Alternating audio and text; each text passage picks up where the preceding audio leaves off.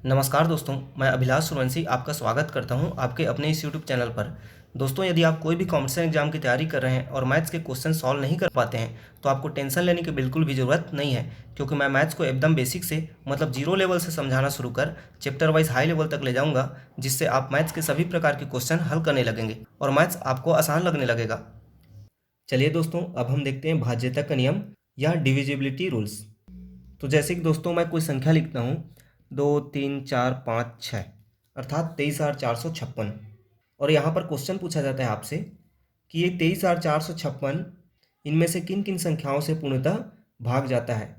और यहाँ पर आपको चार ऑप्शन दे देते हैं, 6 7 8 9। तो क्वेश्चन आपसे क्या पूछा जा रहा है कि 23,456 जो है वो इनमें से किन किन संख्याओं से डिविजिबल हो रहा है। तो इसका आंसर देने के लिए आप क्या करेंगे दोस्तों, इस संख्या को आप इन चारों से भाग कर करके देखेंगे। तो इसमें क्या है, आपको बहुत समय लगेगा। तो दोस्तों यहाँ पर मैं आपको यही चीज़ बताने वाला हूँ कि किसी भी संख्या को आप देख के बता सकते हैं कि वह इन संख्याओं से विभाजित हो रही है कि नहीं।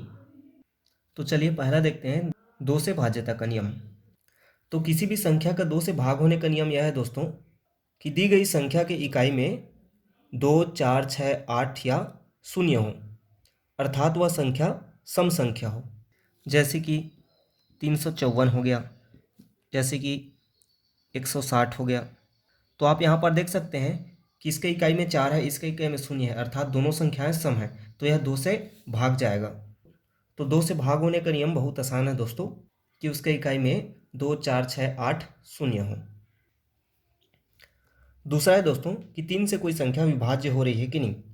इसके लिए यह रूल है कि यदि दी गई संख्या के सभी अंकों का योग 3 से भाज्य होता है, अर्थात उसके सभी डिजिट्स को यदि हम सम करते हैं तो वह 3 से डिविजिबल होता है या 3 के टेबल में आता है, तो वह संख्या 3 से पूर्णतः विभाज्य होगी।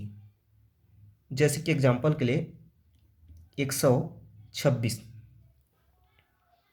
तो यहाँ पर इसके तीनों अंक कौन कौन से हैं दोस्तों, 1 है, 2 है और 6 है। इन तीनों को हम जोड़ते हैं तो हमें क्या प्राप्त होता है, 9 प्राप्त होता है। और 9 जो है 3 से पूर्णतः विभाजित हो जा रहा है, इसलिए 126 जो है 3 से भाग चले जाएगी। इसी तरह एक और संख्या देखते हैं, 345। तो 345 में कौन कौन से अंक हैं, 3 4 5। इन तीनों का सम क्या होगा, 5 4 9 3 12। और 12 जो है 3 के टेबल में आता है, इसलिए 345 भी 3 से भाग चले जाएगी। अगला है दोस्तों 9 से भाग होने का नियम। तो 9 से भाग होने का नियम 3 से भाग होने का नियम जैसा ही है कि यदि दी गई संख्या के सभी अंकों का योग यदि 9 से भाज्य हो जाता है, अर्थात उसके सभी डिजिट्स का सम 9 से डिविजिबल हो जा रहा है, तो वह संख्या 9 से पूर्णतः भाग चले जाएगी। जैसे कि एग्जाम्पल के लिए दोस्तों 567। तो यहाँ पर इसके सभी अंक कौन कौन से हैं, 5 6 7। यदि इन तीनों को हम जोड़ते हैं तो हमें क्या प्राप्त होता है, 18। और 18 जो है 9 से विभाज्य होती है, अर्थात 9 के टेबल में आती है, तो 567 9 से डिवाइड होगी। इसी प्रकार एक और संख्या देखते हैं, 6 5 7 5 4। तो 65,754। यहाँ पर इसके सभी अंकों को जोड़ते हैं तो क्या प्राप्त होगा दोस्तों, 27 प्राप्त होगा। और 27 जो है 9 के टेबल में आती है, इसलिए यह 9 से डिवाइड होगा। अगला है दोस्तों 6 से भाग होने का नियम। तो जब कोई संख्या 2 और 3 दोनों से पूर्णतः भाज्य हो, अर्थात वह संख्या 2 और 3 दोनों से डिवाइड होना चाहिए, तब वह संख्या 6 से भी डिविजिबल होगी। जैसे कि 612। तो यहाँ पर यह 2 से तो भाज्य होगी ही, क्यों, क्योंकि यहाँ पर इसके इकाई में 2 है। और 3 के लिए क्या करना पड़ेगा दोस्तों, इसके तीनों अंक को जोड़ के देखना पड़ेगा। तो 6 1 और 2 को जोड़ेंगे तो हमें क्या प्राप्त होगा, 9 प्राप्त होगा, इसलिए यह 3 से भी डिवाइड होगी। इसलिए आप बोल सकते हैं कि यह जो है 6 से भी डिवाइड होगी। इसी तरह आप और दूसरा भी संख्या ले सकते हैं, जैसे कि 7, 5, 6, 5, 4। तो यहाँ पर देखते हैं कि इसका इकाई में क्या है, 4 है, इसलिए यह 2 से भाग चले जाएगी। और 3 से भाग देने के लिए क्या करना पड़ेगा, इसके सभी अंक को जोड़ना पड़ेगा। तो 7, 5, 6, 5, 4, इन सभी को जोड़ते हैं तो क्या प्राप्त होता है दोस्तों, 7, 5, 12, 12, 6, 18, 18, 5, 23 और 23, 4, 27, जो कि 3 के पहाड़ में आता है, इसलिए यह 3 से विभाग होगी। चूंकि यह संख्या अब 2 और 3 दोनों से डिवाइड हो रही है, इसलिए यह 6 से भी डिवाइड होगी। तो 6 का रूल समझ आ ही गया दोस्तों। अब देखते हैं 5 का, जो कि बहुत सरल है। तो 5 से डिवाइड होने के लिए दोस्तों उस संख्या के अंक में 0 या 5 हो। मतलब यदि किसी संख्या की इकाई में 0 या 5 हो तो वह संख्या 5 से भाग चले जाएगी। इन दोनों के सिवाय उसके इकाई में और कोई दूसरा संख्या नहीं होना चाहिए। जैसे कि 630 हो गया। इसी प्रकार आप लिख सकते हैं 425। तो यहाँ पर आप देखते हैं कि इसके इकाई में 0 है, इसका इकाई में 5 है, तो ये संख्याएं 5 से भाग चले जाएंगी। अब 10 का देखते हैं दोस्तों। 10 का बहुत ही सरल है कि यदि किसी संख्या की इकाई में 0 हो तभी वह संख्या 10 से डिवाइड होगी। जैसे कि आप कोई भी एग्जांपल ले सकते हैं, 200, 450। तो इन संख्याओं की इकाई में 0 है तो यह 10 से डिवाइड होगी। यहाँ पर आप बता सकते हैं दोस्तों कि 1 से भाग जाने का नियम क्या है। तो याद रखिए 1 से सभी संख्या भाग चले जाती हैं और उनका मान अपरिवर्तित रहता है, मतलब उसके मान में कोई परिवर्तन नहीं होता है। जैसे कि यदि आप 20 को 1 से भाग दे रहे हैं तो 20 ही प्राप्त होगा। इसी प्रकार यदि 500 को 1 से भाग दे रहे हैं तो 500 ही प्राप्त होगा। अगला है दोस्तों 4 से भाग होने का नियम। जब किसी संख्या के अंतिम दो अंक 4 से भाज्य होता है, अर्थात उसके दहाई एवं इकाई से बनी संख्या यदि 4 से भाग हो जाता है तो वह संख्या भी 4 से भाग चले जाएगी। जैसे कि एग्जाम्पल के लिए देखते हैं 4916। तो यहाँ पर इसके लास्ट दो अंक कौन कौन से हैं, इकाई और दहाई का अंक। तो कौन कौन सा है, 16। और 16 जो है 4 से भाग चले जाती है, इसलिए यह संख्या जो है 4 से भाग चले जाएगी। समझ आ गया दोस्तों कि इस संख्या का लास्ट दो अंक कौन कौन से, इकाई दहाई का अंक 16, और यह जो है 4 से भाग चले जा रही है, इसलिए पूरा संख्या भी 4 से भाग चले जाएगी। इसी का दूसरा नियम यह है कि किसी संख्या के इकाई एवं दहाई के अंक 0 0 हों तो भी वह संख्या 4 से भाग चले जाएगी। जैसे कि एग्जाम्पल के लेता हूँ 64,000। तो यहाँ पर लास्ट के दो अंक कौन कौन से दोस्तों, इकाई दहाई के 0 0, तो यह संख्या भी 4 से भाग चले जाएगी। अब देखते हैं 8 से भाग होने का नियम। तो जब किसी संख्या के अंतिम तीन अंक अर्थात सैकड़ा, दहाई और इकाई से बनी संख्या 8 से भाज्य होता है तो वह संख्या 8 से विभाजित हो जाएगी। मतलब उसके लास्ट 3 डिजिट के अंक 8 से डिवाइड होते हैं तो वह संख्या भी 8 से डिवाइड हो जाएगी। जैसे कि एग्जाम्पल देखते हैं 37,128। तो यहाँ पर इसके लास्ट 3 अंक कौन कौन से हैं, 128 है। अब इस 128 को हम 8 से भाग करके देखेंगे कि यह भाग जा रहा है या नहीं। तो चलिए देखते हैं दोस्तों। 8 है कम 8, 4 हासिल बचेगा और 8 छक्के 48। तो इस प्रकार 128 जो है 8 से डिवाइड हो रहा है, तो यह पूरी संख्या भी 8 से डिवाइड होगी। इसी में दूसरा नियम यह भी है दोस्तों कि यदि किसी संख्या के लास्ट 3 डिजिट 0 0 होते हैं तो भी वह संख्या 8 से डिवाइड हो जाएगी। जैसे कि 58,000। तो इसके लास्ट 3 डिजिट कौन कौन से हैं, 0 0 है, तो भी यह संख्या 8 से डिवाइड हो जाएगी। तो देखिए दोस्तों यहाँ पर मैं आपको क्रम से बता रहा हूँ। सबसे शुरू मैंने आपने 2 का बताया, उसके बाद 3 और 9 को एक साथ बताया क्योंकि 3 और 9 का नियम एक ही था। उसके बाद मैंने आपको 6 को बताया, क्योंकि 2 और 3 से रिलेटेड 6 है। फिर 5 और 10 का बता, उसके बाद 4 और 8 का एक साथ बता रहा हूँ। 4 और 8 का भी नियम लगभग एक ही जैसी है। अब जो बचता है 7 और 11 है, जो कि थोड़ा अलग है और इनसे थोड़ा कठिन भी है। तो 7 और 11 का नियम दोस्तों आप लोग अच्छे से समझिएगा। तो अब है 7 से भाग होने का नियम। इसे ध्यान से सुनिएगा दोस्तों, कि यदि किसी संख्या के इकाई अंक का दोगुना को इकाई अंक छोड़ने पर बनी संख्या में से घटाने पर बची संख्या 7 से भाज्य हो या 0 हो, तो वह संख्या 7 से भाग चले जाएगी। समझ आया दोस्तों, कि यदि किसी भी संख्या के इकाई अंक के दो गुने को उस इकाई अंक के छोड़ने के बाद जो संख्या बचती है उसमें घटा देते हैं, तो जो संख्या हमें प्राप्त होती है उस संख्या को यदि 7 से भाग देने पर भाग हो जाती है, मतलब 7 के टेबल में आ जा रहा है, या फिर वह संख्या 0 हो, तभी वह संख्या 7 से भाग होगी, नहीं तो नहीं होगी। इसे एग्जाम्पल के साथ समझते हैं। जैसे कि मैं एग्जाम्पल लेता हूँ 343 का। यहाँ पर आप लोग बता ही सकते हैं कि इकाई में संख्या कौन सी है, 3 है।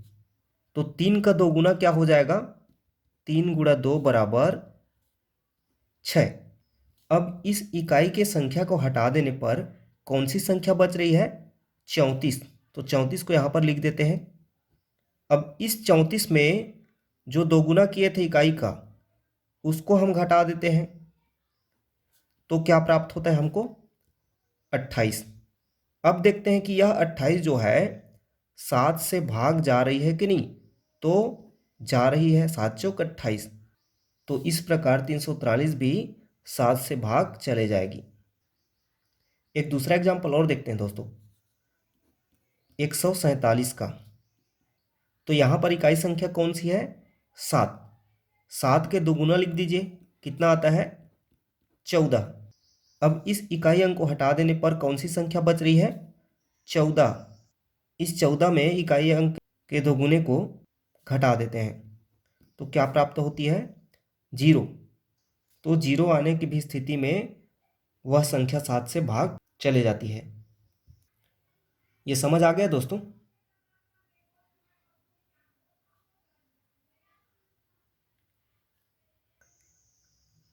अब देखते हैं 11 से भाग होने का नियम। तो ध्यान से समझिएगा, जब किसी संख्या के इकाई अंक से बाईं ओर अर्थात लेफ्ट की ओर चलने पर सम तथा विषम स्थानों के अंकों का योग का अंतर 0 हो या 11 के टेबल में आए, तो वह संख्या 11 से भाज्य होगी। इसे एग्जाम्पल के साथ देखते हैं दोस्तों, तो जल्दी समझ आएगा। जैसे कि मैं एक संख्या लिखता हूँ, 2 3 6 9 7 0 6 9। तो देखिए क्या बोला मैं, यदि इस संख्या के इकाई कौन सा है, 9, इकाई से लेफ्ट की ओर मतलब इधर जाते हैं, तो इसके सम और विषम स्थानों के अंकों का योग को आपस में घटाने पर 0 आए या फिर 11 के टेबल में आए, तब वह संख्या 11 से भाग जाएगी। अब देखिए इसके विषम स्थान में कौन कौन से अंक हैं, 9 है, 0 है, फिर 9 है, फिर 3 है। यदि इन सब को जोड़ते हैं तो क्या प्राप्त होता है, 9 दूनी 18, 18 और 3 21। इसी प्रकार सम स्थान को देखते हैं, कौन कौन से अंक है, 6 7 6 2। यदि इनको जोड़ते हैं तो क्या प्राप्त होता है, 6 7 13, 13 6 19, 19 और 2 21। अब इन दोनों को घटाते हैं तो क्या प्राप्त हुआ, 0। इसलिए यह संख्या 11 से भाग चले जाएगी। एक और एग्जाम्पल के साथ समझते हैं दोस्तों, 9 3 8 2 4 5। तो इसके इकाई की ओर से 5 2 3, ये कौन कौन से स्थान है, विषम स्थान है। और सम स्थान कौन कौन से हैं, 4 8 और 9। अब इन सब को जोड़ के घटा देते हैं, तो विषम स्थान में कौन कौन से, 5 है, 2 है और 3 है। 5 2 7 7 3 10। इसी तरह सम स्थान में कौन कौन से हैं? 4 8 और 9। तो इनका योग क्या हुआ? 8 4 12 12 9 21। अब 21 में 10 घटाते तो क्या प्राप्त होता है? 11, जो कि 11 के टेबल में आ रहा है खुद, इसलिए यह संख्या 11 से भाग चले जाएगी। तो उम्मीद करता हूँ दोस्तों कि ये सारे नियम आपको समझ आए होंगे। देखो दोस्तों, समझने के बाद बहुत आसान लग रहा है, लेकिन कई सारे स्टूडेंट्स को ये सब पता नहीं होते हैं, जिसके कारण बाद में जब बड़ी बड़ी संख्याएं होती हैं तो उनको वे लंबे समय तक भाग कर करके देखते हैं। इसमें उनका काफ़ी समय लग जाता है, जिसके कारण एग्जाम में उनको टाइम की कमी हो जाती है। तो इन छोटे छोटे जानकारी से हमारा कैलकुलेशन स्पीड हो जाता है और हम क्वेश्चन को जल्दी सॉल्व कर सकते हैं।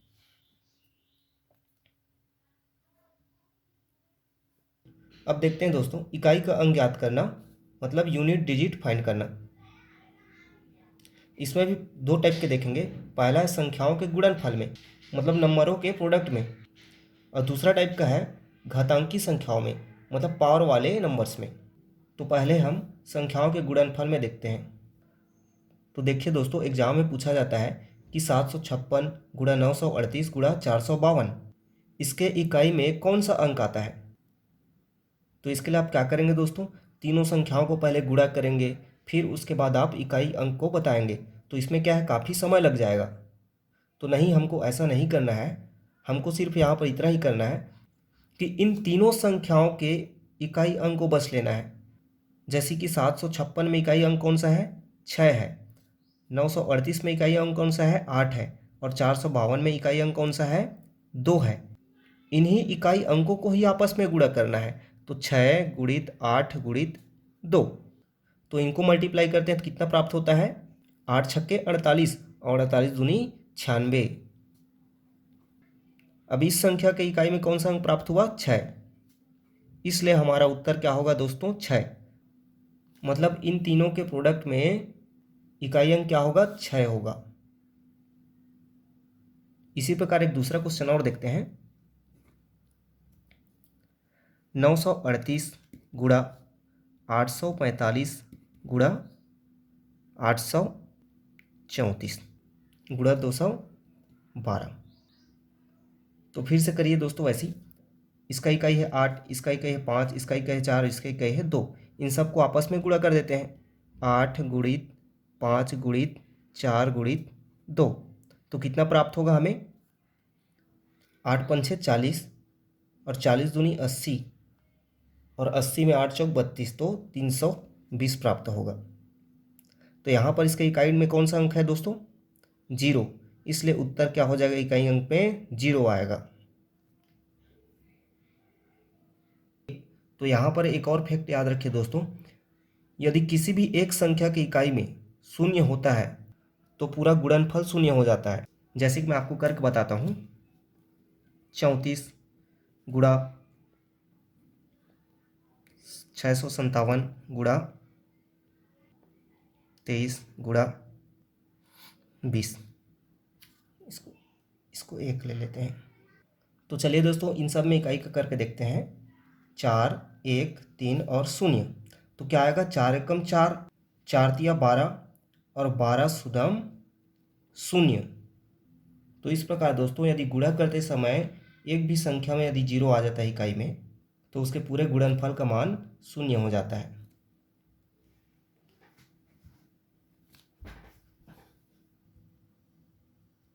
दूसरा है घातांकी संख्याओं में इकाई अंक ज्ञात करना, मतलब पावर वाले नंबर्स पे। जैसे कि 8 की घात 12। यहाँ पर 8 को आधार बोलते हैं और 12 को घात या पावर बोलते हैं। तो यह है 8 की घात 12। इसका मतलब है 8 का 12 बार गुणा करना। तो दोस्तों, यदि हम 8 को 12 बार गुणा करें तो इसमें काफ़ी समय लग जाएगा। इसी प्रकार यदि इसको मैं बड़ी संख्याओं में ले लूँ, 255 की घात 95, तो इसे हल करने के लिए बहुत समय लगेगा। तो यहाँ पर मैं यही बताने वाला हूँ कि बड़ी बड़ी घात वाले संख्याओं में इकाई अंक कैसे ज्ञात करते हैं। तो पहला है, यदि किसी घातांकी संख्या में उसका आधार 0 1 5 6 हो तो उसके इकाई अंक में कोई परिवर्तन नहीं होगा, अर्थात उसका इकाई अंक 0156 ही रहेगा, चाहे उसका घात कितना भी हो, इससे मतलब नहीं है।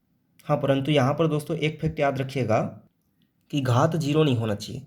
यदि घात 0 है तो क्या आएगा, मान 1 आएगा। जैसे कि एग्जाम्पल देखते हैं, 50 की घात